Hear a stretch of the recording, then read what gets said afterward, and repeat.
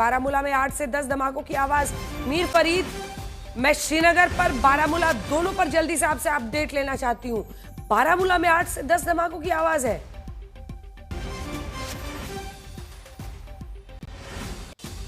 जी अंजना, धीरे धीरे जो इंटेंसिटी बढ़ रही है, जैसे हम कह रहे थे कि ऐसा लग रहा है कि इस बार न सिर्फ जम्मू बल्कि कश्मीर के अलग अलग इलाके पे भी जो है ड्रोन से अटैक हो सकता है।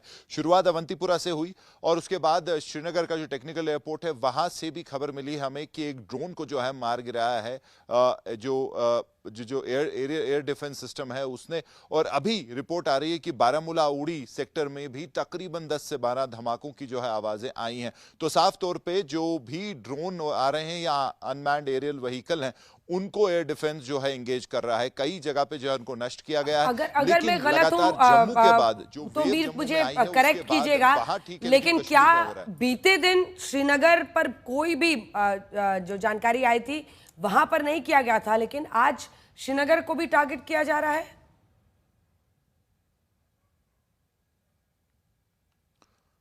जी बिल्कुल ऐसा ही लग रहा है। और कुछ समय पहले हमने विजुअल भी दिखाए थे जहां श्रीनगर में जो है सायरन बज रहे हैं और पूरी जो है बत्ती गुल है, यानी कि इलेक्ट्रिसिटी कट ऑफ हुई है। तो कहीं ना कहीं इनपुट भी होंगे सुरक्षा एजेंसीज के पास कि इस बार श्रीनगर में भी जो है ड्रोन अटैक हो सकता है। और जैसे आपने भी सही कहा, स्वाम यानी कि एक झुंड में ड्रोन आ रहे हैं और ये ड्रोन जो है एयर डिफेंस सिस्टम को स्ट्रेच कर रहे हैं, लेकिन वो भी जो है इनको नष्ट करता जा रहा है। और न ही सिर्फ श्रीनगर में बल्कि अवंतीपुरा जो एयरफील्ड है उसके पास भी ड्रोन दिखा और उसको भी जो है एंगेज करके उसको गिराया गया। और अब बारामूला और जो उड़ी है, क्योंकि वहां पे भी सेना की कुछ जगहें हैं, वहां भी ड्रोन दिखे हैं और शायद उनको भी जो है अभी एंगेज किया जा रहा है। तो वेव्स में हो रहा है, जहां एक जगह हो रहा है उसकी कुछ देर के बाद दूसरा और फिर तीसरा, वेव्स में अटैक हो रहे हैं। लेकिन जो एयर डिफेंस सिस्टम है एक्टिवेटेड है और कई सारे ड्रोन्स को जो है नष्ट किया गया है। अंजना, मीर जल्दी से एक और चीज देखिए, क्योंकि श्रीनगर में पहली बार अगर आज हमला हो रहा है तो ये भी एक संकेत है, बड़ा संकेत है।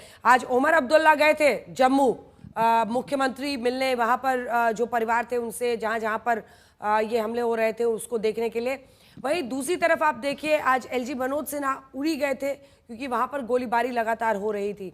क्या ये आपको लगता है कि ये मोटिव है इसके पीछे कि अब वहां तक पहुंचे जहां पर सीएम रहते हैं, एलजी रहते हैं?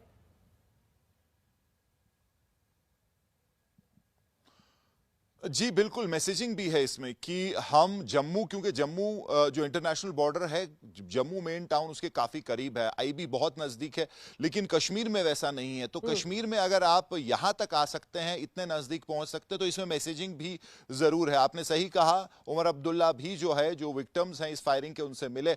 एलजी भी उड़ी में थे, उन्होंने वहां जो है स्टॉक लिया, क्या उनके लिए सुविधाएं हैं, क्या नुकसान हुआ है।